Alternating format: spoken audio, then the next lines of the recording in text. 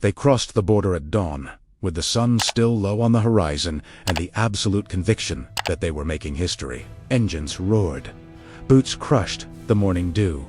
Maps were spread across the hoods of still-warm tanks. For millions of men, this was not just another day of war. It was the beginning of the decisive moment. The choice that would separate total triumph from absolute ruin. For weeks, perhaps a few months, everything suggested that this decision was correct. The numbers confirmed it. Victories accumulated. Enemies retreated in disorder. But something invisible was advancing alongside them. Something that did not appear in reports, could not be bombed, could not be encircled. Time. And when it finally demanded its price, it was already too late to turn back. The decision to attack the Soviet Union in 1941 was born long before the first shot was fired. It was conceived in speeches, in ideological books, in historical resentments, and in a deep obsession with the idea of short wars. The Germany that emerged from the First World War was a traumatized nation, not only defeated militarily, but psychologically crushed by internal collapse. Hunger, mutiny, revolution, naval blockade. For German strategists, the lesson was clear. The country could not survive prolonged conflicts. Any future war would have to be fast, violent, and decisive. This belief shaped generations of officers and found its ultimate expression when Adolf Hitler came to power. Hitler did not see war merely as a political instrument. To him, conflict was a historical mechanism, almost natural, through which nations asserted themselves or disappeared. Territorial expansion was not an option, but a biological necessity. Eastern Europe occupied a central place in this vision. There were the lands, the grain, the resources, and above all the absolute ideological enemy, Bolshevism. From the earliest years of his regime, war against the Soviet Union was treated not as a possibility, but as an inevitable destiny. Even so, when the Second World War began, this war was postponed. In 1939, Germany and the Soviet Union signed a non-aggression pact that shocked the world. Two regimes that openly despised each other agreed, at least on paper, not to attack one another. The agreement allowed Hitler to focus on the West and gave Stalin time to prepare. Neither believed the peace would last. It was merely a convenient truce, a pause before the final clash. The years 1939 and 1940 seemed to confirm every German conviction. Poland was defeated in weeks. France, considered the greatest land power in Europe, collapsed in just over a month. Entire armies were destroyed or captured. The doctrine of lightning war appeared unstoppable. Speed, surprise, coordination between tanks, infantry, and aircraft. The world watched in disbelief as maps were redrawn almost overnight. Within the German High Command, the feeling was that they had discovered the definitive formula of modern warfare.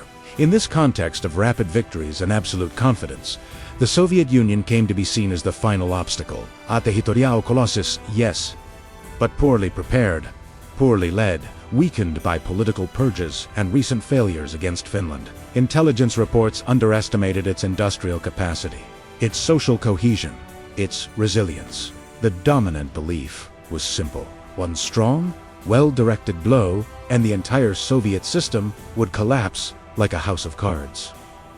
On June 22, 1941, that belief turned into action. Operation Barbarossa was launched on an unprecedented scale. More than 3 million German and Allied soldiers crossed the Soviet border along thousands of kilometers. It was the largest land invasion in human history.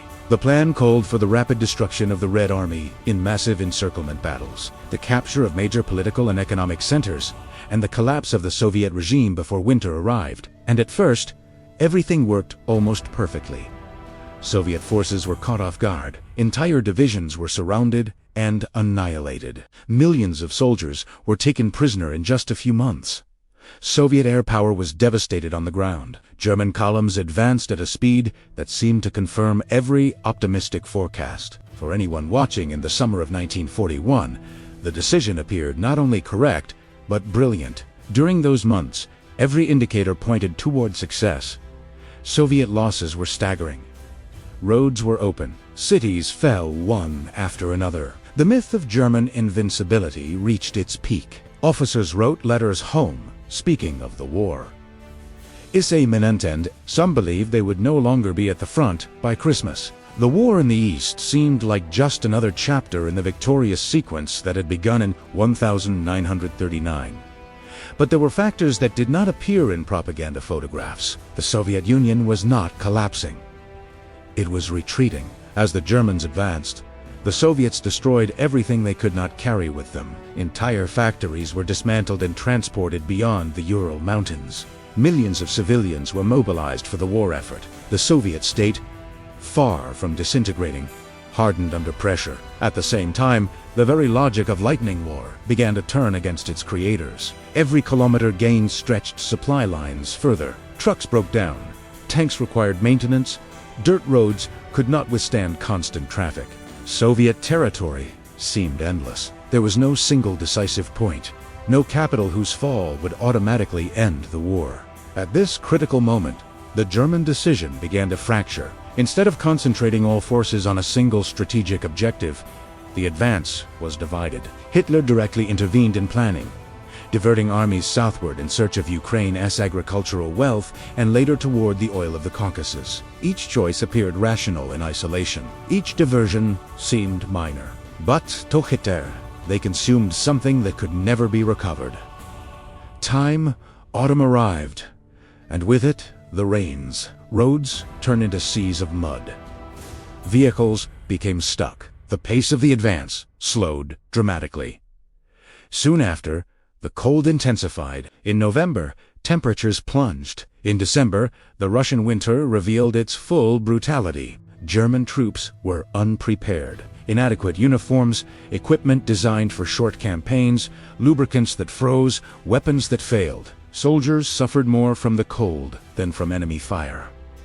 Horses died by the thousands. For the first time since the beginning of the war, the advance came to a complete halt. Before Moscow exhausted and frozen, German forces faced something they had not expected: a massive Soviet counteroffensive. Fresh troops from Siberia, trained for extreme conditions, hurled themselves against the invaders. The myth of German invincibility was shattered. Retreat began. At that moment it became clear that the decision made months earlier had exceeded its brief moment of logic. What had worked in summer was now an unbearable burden. Germany was trapped in exactly the kind of war it had always feared. A long, industrial war of continuous attrition. A war in which early advantage did not guarantee final victory. From that winter onward, the strategic balance shifted slowly but irreversibly. The Soviet Union increased industrial production to astonishing levels. Tanks, aircraft, and artillery rolled out of factories in numbers Germany could not match. The Red Army learned from its mistakes, adapted tactics, gained experience. Each battle was costly, but each strengthened its capacity to endure. For Germany, each month meant more losses, more resources consumed, more fronts opened.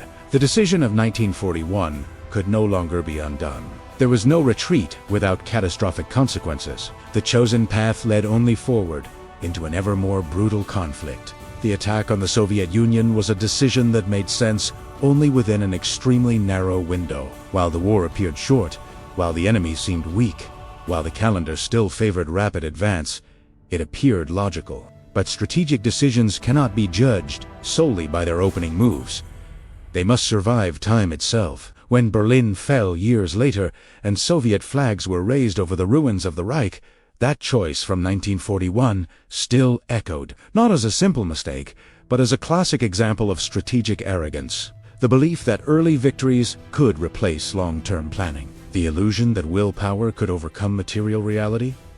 Operation Barbarossa did not fail because it began badly. It failed because it began because it reinforced false assumptions, because it convinced its architects that the impossible was inevitable.